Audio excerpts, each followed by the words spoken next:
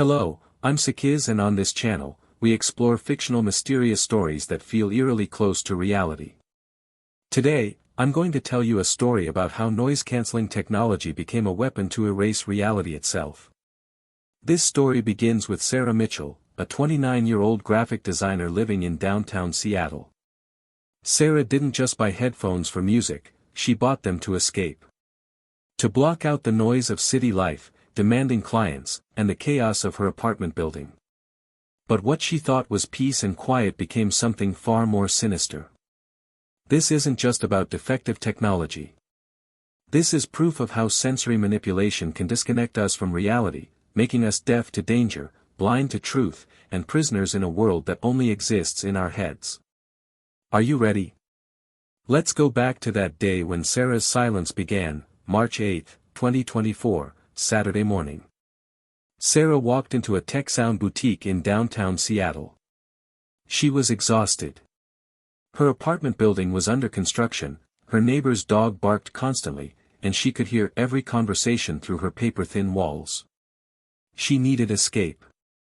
The salesperson, a young man named Kevin, showed her the latest product, QuietMind Pro headphones. These aren't just noise canceling, he explained enthusiastically. They use advanced neural audio processing. Traditional noise canceling just inverts sound waves. QuietMind actually analyzes your environment and replaces unwanted noise with calming audio tailored to your brain patterns. How does that work? Sarah asked, examining the sleek black headphones. The headphones have sensors that monitor your stress levels through skin conductivity and heart rate, Kevin said. They learn what sounds stress you out and eliminate them. Then they replace those sounds with audio designed specifically for your neurological profile. Ocean waves, forest sounds, white noise, whatever helps you focus and relax. Sarah was intrigued. The headphones cost $599, but the company offered a 30-day trial. Guaranteed to give you the peace you've been missing, Kevin promised. Sarah took them home. The setup was simple: download the QuietMind app, create a profile, and let the headphones calibrate to her audio environment for 24 hours. The app asked detailed questions. What sounds bothered her most? When did she need quiet? What was her ideal acoustic environment? She answered honestly: construction noise, loud neighbors, city traffic, barking dogs. She wanted total peace while working from home. The next morning, Sarah put on the headphones and activated them for the first time. The effect was immediate and extraordinary. The construction noise vanished. The neighbor's dog disappeared. Even the traffic sounds from the street below faded into nothing. In their place, she heard gentle rainfall and distant thunder, her favorite calming sounds. For the first time in months, Sarah felt true peace. Over the next 2 weeks, Sarah wore the QuietMind headphones constantly while at home. She worked 8-hour days with them on, ate dinner with them on, even wore them while watching TV. The app encouraged this behavior, giving her achievement badges for extended wear time and sending notifications. You've achieved 6 hours of uninterrupted peace today. The headphones learned her patterns perfectly. They knew when she was stressed and needed ocean sounds. They knew when she was concentrating and needed white noise. They even knew when she was relaxing and played gentle music she'd never heard before, custom compositions generated by the app's AI. Sarah's productivity soared. Her stress levels dropped. She stopped noticing her noisy building. In fact, she stopped noticing much of anything outside her acoustic bubble. Her boyfriend, Marcus, mentioned it when he visited. "You're wearing those things all the time now," he said, concerned. "It's like you're in your own world." "That's the point," Sarah replied, not taking them off. "I finally have control over my environment." But Marcus noticed something else. "Did you hear that?" he asked suddenly. "Hear what?" "That woman screaming. It sounded like it came from upstairs." Sarah looked confused. She'd been wearing her headphones. She hadn't heard anything except peaceful rainfall. "Probably just someone watching a movie," she said dismissively. Marcus looked troubled but didn't push it. 3 days later, something strange happened. Sarah was working on a design project, headphones on, when she saw red and blue flashing lights through her window. Police cars. An ambulance. They were outside her building. Curious, she took off her headphones for the first time in hours. The moment they came off, sound crashed into her like a physical force. Sirens. Voices shouting. People crying. The noise was overwhelming after hours of artificial silence. Sarah went to her window and saw a terrible scene. Paramedics were wheeling a covered body out of her building. Police were interviewing residents. Crime scene tape blocked the entrance. She grabbed her phone and checked the building's group chat. Messages from hours ago. Did anyone hear screaming from 4B? Someone call the police, I think Rebecca needs help. Rebecca Hayes. Sarah's upstairs neighbor. The messages were timestamped from 3 hours ago. Sarah had been home. She'd been right below Rebecca's apartment. And she hadn't heard a thing. Sarah rushed downstairs, still holding her headphones. A police detective was interviewing residents in the lobby. Detective Maria Torres, according to her badge. I live in 3B, Sarah said, approaching nervously. What happened? Detective Torres studied her carefully. Your neighbor, Rebecca Hayes, was murdered this afternoon. We estimate time of death around 2 p.m. Were you home? Sarah's blood ran cold. Yes. I was working from home. But I didn't hear anything. Nothing. No screaming. No sounds of struggle. Sarah held up her headphones, feeling sick. I was wearing these noise-canceling headphones. I had them on for hours.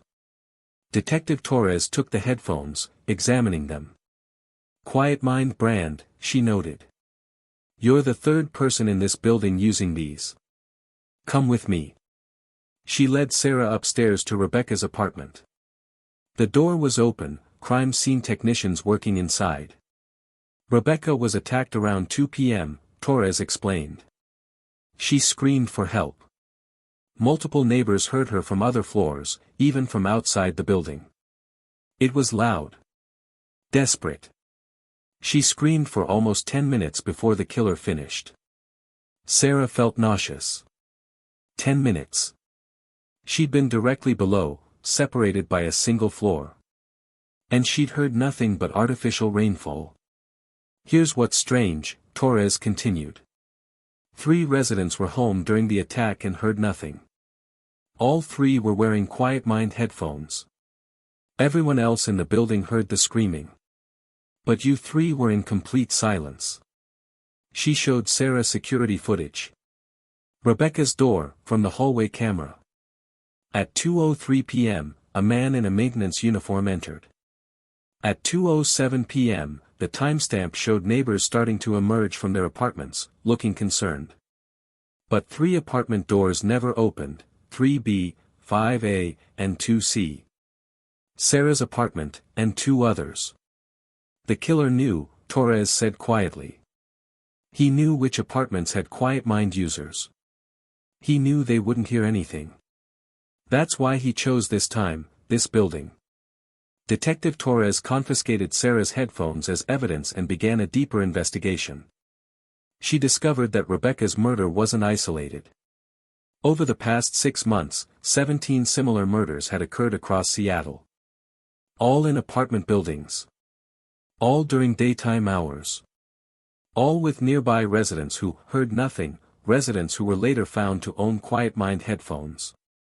Torres brought in Dr. James Park, a neuroscience expert specializing in auditory processing, to examine the headphones. Dr. Park's findings were disturbing. These headphones don't just cancel noise, he explained to Torres and Sarah during an interview. They actively manipulate auditory perception. The neural audio processing isn't just playing soothing sounds, it's actually suppressing your brain's ability to process certain frequencies. He showed them brain scan data. When wearing these headphones, users experience reduced activity in the auditory cortex, the part of the brain that processes sound. But more specifically, the headphones target frequencies associated with human distress, screaming, crying, alarm sounds. Your brain literally becomes deaf to danger signals. But I could hear other things, Sarah protested. I could hear music, my boyfriend talking, my own voice. Yes, because the system is selective, Dr. Park said. It allows safe sounds through conversation at normal volume. Media audio. But anything the AI identifies as stressful noise, including genuine emergency sounds, gets completely filtered out. Not just masked, but neurologically suppressed. Detective Torres leaned forward. So someone at QuietMind programmed these to make users deaf to screams? Not just someone, Dr. Park replied grimly. This level of neural manipulation requires extensive research and testing. This is corporate-level audio engineering. They knew exactly what they were creating. Further investigation revealed the conspiracy. QuietMind CEO, Marcus Webb, had developed the technology with a specific purpose: creating acoustic dead zones, where crimes could occur undetected.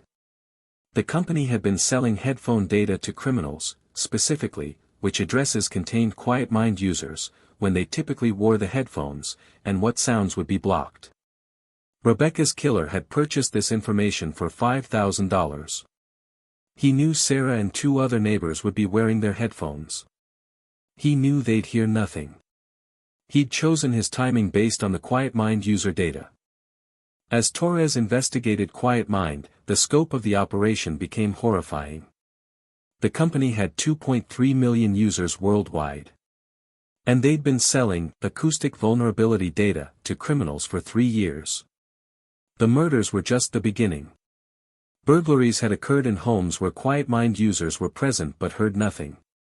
Domestic violence incidents went unreported because neighbors wearing the headphones couldn't hear the screaming. Child abuse cases were missed. Emergency situations ignored. One case haunted Sarah particularly. An elderly man had a heart attack and called for help for 20 minutes. His daughter was in the next room, wearing QuietMind headphones, hearing peaceful ocean sounds while her father died. The headphones hadn't just isolated users from unwanted noise. They'd isolated them from reality itself. From danger. From the urgent sounds of human suffering that should trigger immediate response. Dr. Park explained the psychological mechanism. Humans evolved to be alert to distress sounds. A baby crying, someone screaming, alarm tones, these trigger immediate attention because they signal danger or need. By suppressing these sounds, QuietMind didn't just provide peace and quiet. They disabled the evolutionary warning system that keeps communities safe. The company's internal documents, seized by FBI, revealed the truth. QuietMind knew from early testing that the headphones suppressed emergency sound perception. Instead of fixing this bug, they realized they could monetize it. They created a database of users, their locations, their usage patterns, and sold this information on the dark web. Marcus Webb, the CEO, defended the technology in a recorded deposition. We gave people what they wanted, absolute peace. If they chose to disconnect from their environment, that's their decision. We're not responsible for what happens around them. But the evidence showed deliberate design. The headphones could have been programmed to allow emergency sounds through. Instead, they were specifically calibrated to block them. The AI had been trained on thousands of distress sound samples to ensure perfect suppression. The QuietMind scandal became national news.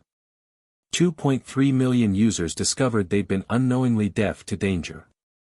Class action lawsuits began immediately.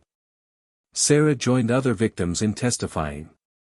I thought I was buying peace, she told the court. Instead, I bought isolation. I became deaf to my neighbor's murder. Those screams should have reached me. I should have called for help. But the technology made me comfortable with ignoring reality. The company's defense was cynical. Users had consented to advanced noise cancellation in the terms of service. They'd chosen to block environmental sounds. QuietMind argued they were simply providing the isolation users demanded. But the prosecution proved the criminal conspiracy. The data sales. The deliberate suppression of emergency frequencies. The knowledge that their technology was being used to facilitate crimes. Marcus Webb and 7 other executives were convicted. Webb received 25 years for conspiracy to commit murder, reckless endangerment, and illegal data sales. QuietMind Corporation was dissolved, facing billions in civil judgments. The FDA and FTC created new regulations for neural audio devices, requiring that emergency frequencies, screams, alarms, distress calls, must always remain audible, regardless of user settings. But for Sarah and thousands of others, the damage was permanent. Sarah attended Rebecca Hayes' funeral. She'd lived 1 floor below Rebecca for 2 years. They'd shared elevators, said hello in passing. And when Rebecca needed help most, when she screamed for her life, Sarah had been wrapped in artificial silence. Sarah kept her QuietMind headphones, disabled and broken, in a drawer. Not as a reminder of peace, but as a warning about the cost of total isolation. The QuietMind case revealed how sensory manipulation technology can disconnect us from reality in dangerous ways. What began as a product for peace and focus became a tool for erasing the sounds of human suffering. Sarah now works with Dr. Park on safe audio technology, systems that provide noise reduction without neurological manipulation, that offer peace without isolation, that block distractions but allow emergency sounds through. The urge to block out the world is understandable, Sarah says in interviews. We're overwhelmed by noise, by constant stimulation. But we can't let technology make us deaf to reality. Some sounds are meant to disturb us, because they signal when someone needs help. Rebecca Hayes' death certificate listed cause of death as homicide. But Sarah knows there's another truth. Rebecca also died from her neighbor's technological isolation. From a society so desperate for peace that they're willing to become deaf to danger. The acoustic dead zones, created by QuietMind, affected 2.3 million people. How many cries for help went unheard? How many emergencies were ignored? How many people suffered in silence because their neighbors had purchased the ability to hear nothing? This fictional story explores the terrifying possibility of sensory manipulation technology, devices that don't just filter sound, but alter our perception of reality itself, making us deaf to the urgent sounds of human need. Content warning: this fictional story explores themes of sensory manipulation, auditory isolation, murder, corporate conspiracy, and the dangers of disconnecting from reality. Some viewers may find the content disturbing. The next time you reach for noise-canceling headphones, remember Sarah Mitchell's story. Peace and quiet shouldn't mean deafness to danger. Comfort shouldn't mean isolation from reality. And the ability to block out noise shouldn't include the ability to ignore human suffering. Some sounds are supposed to disturb you. Because disturbing sounds often mean someone, somewhere, needs help. Until next time, stay connected to reality.